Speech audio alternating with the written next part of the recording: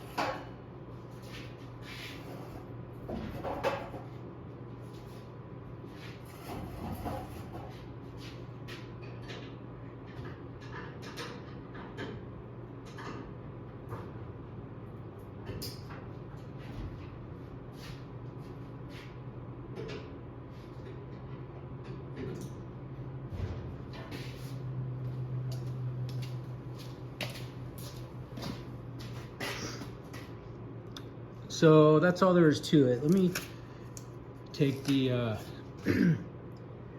camera out of the tripod here. I'm going to show you what I actually did. So, first of all, the car's not heavy.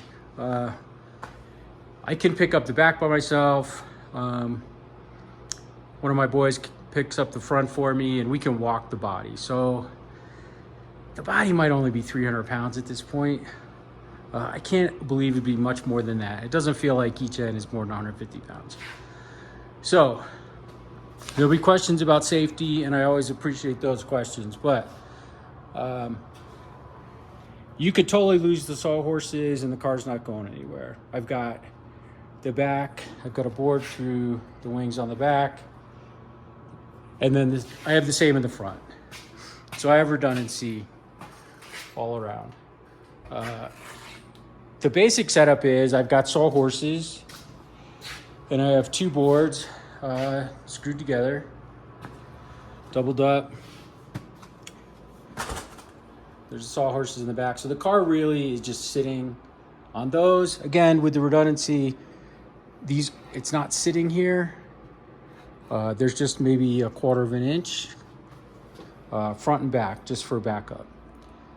Currently, the 100% of the weight of the body is on the sawhorses. I wouldn't want to hang the car from the ceiling, but I know that it can take the weight of the car for, I don't know, that might have been a minute. It probably could take the car for a lot longer than that. It probably could take the car forever, but I didn't want to hang the car from the ceiling. The ceiling's not designed for that.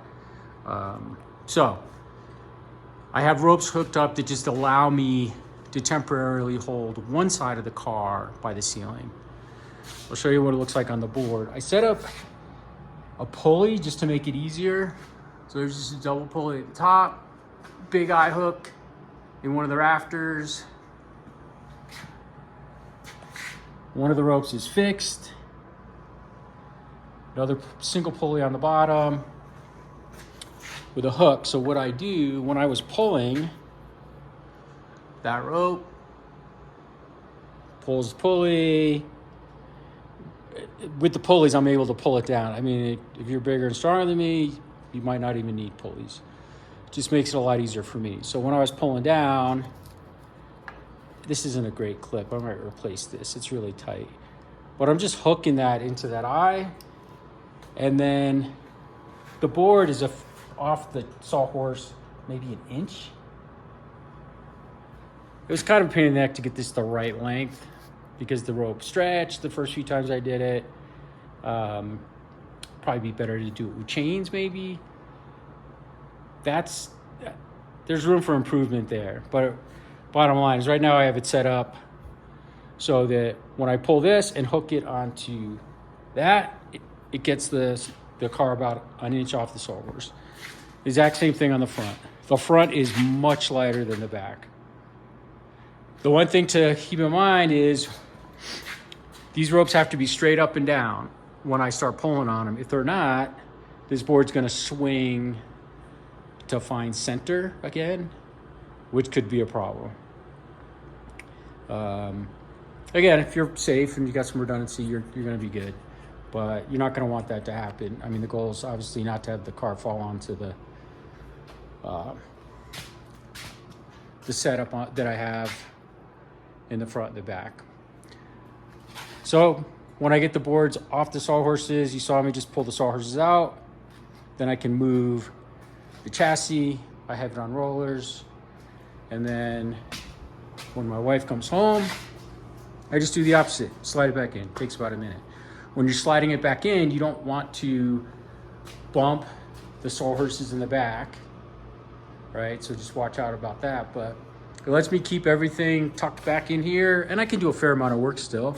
Sometimes I don't have to pull the chassis out, but if I want to get underneath, it's really been awesome to be able to do that.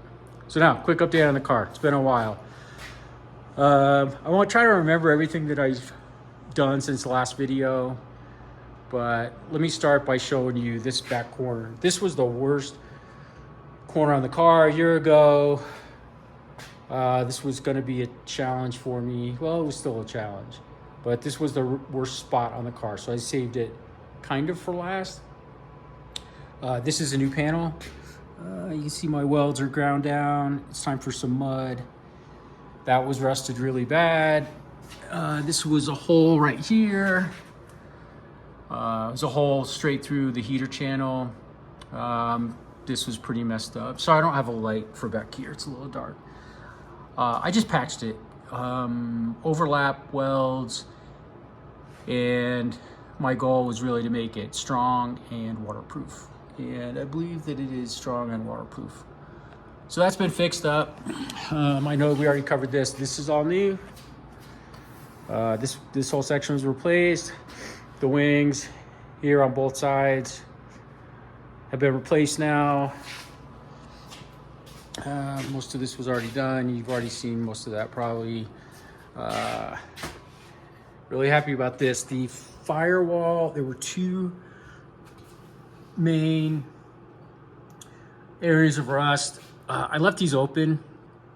There are body bolts that go in here. They broke off, so I just left this open. I had to cut them out for the sake of the repair. sake of the repair. These were really rusted bad. This is just a patch that I made. That is all cleaned up. Same on the other side, same rusted spot. That's all patched and sealed. This was all done a while ago. This didn't need much work. I really just cleaned it up, painted it. The heater channel on this side's all done. You can see where I patched and sealed. The heater channel wasn't bad enough to replace, so I just patched what I could replace. The whole side is done now, and the bottom on this side. I'll show you a couple things that I used for the heater channel patching. That is new body mount. Same back here, this is new. I could show you inside quickly, but let me do it from the other side.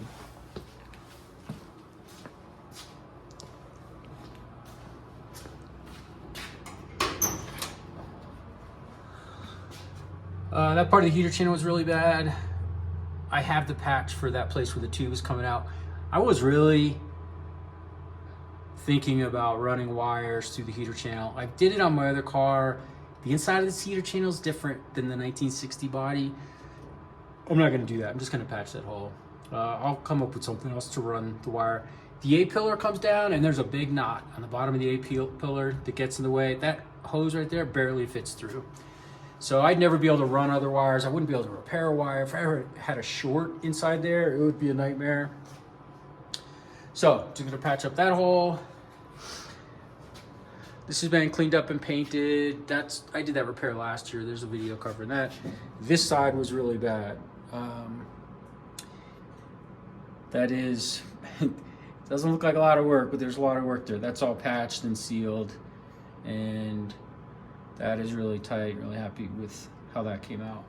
So that's a quick update. We're really getting down to just surface rust now. I'm gonna work on this heater channel. This side needs to be done, and there's some pinholes in the bottom of the heater channel that will have to be patched, but it's not a big deal. But yeah, we are down to, I wouldn't say that all the rust is gone. I mean, there's rust in there, but you can't see it, or it's treated.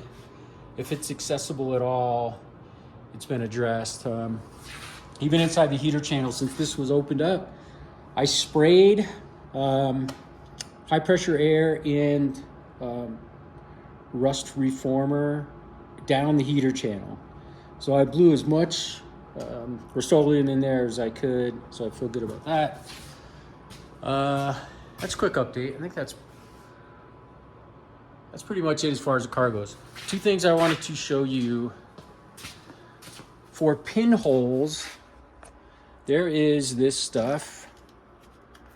Did a lot of research. This is POR15 epoxy putty. It dries like, and here's actually a ball of it. I mean, you can't see how hard it is. Oh, you can hear it. Anyhow, that stuff dries like steel. They say you can tap it. I didn't try that, but it does seem hard enough that you could tap it. So I use that for pinholes and things that are just impossible to get to. That's been great. The other thing that's been great is seam sealer. For welds that no one's gonna see, like I said, waterproof's one of my goals. I really want the car to be tight. Eastwood brushable seam sealer. This stuff is fantastic. Obviously, I would not put seam sealer on a patch that's here, right? This is the outside of the body of the car. This has to be cosmetically correct. But for anything in here, yeah, see, those are welds that are just lightly ground down, so they're smooth, and then seam sealer. That stuff has been fantastic. I also use that. I use it on everything that isn't going to be seen, just to make me feel good that it's tight and waterproof and all that. Seam sealer on those also. So anyhow, that's in a number of areas on the car. So I think that's it. it's going really good. I think I have, I still have a lot of time to put into this heater channel.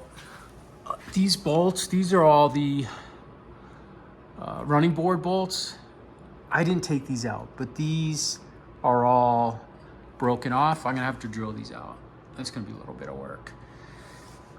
So yeah, patching and fixing those. And then there are a couple body bolts that go into the heater channel that were broken as well. Some of those I can take credit for. So I'll have to drill those out and maybe retap those.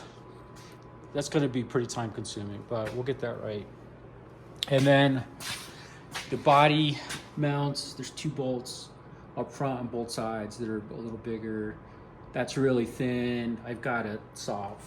I got to solve that. So I'll take care of those. So that's it. That's where I'm at. Hope everybody's doing good. It's just past Thanksgiving here, so we're coming into the holidays. Hope everybody has a good one. And if you have any questions, let me know. Thanks for watching. Bye.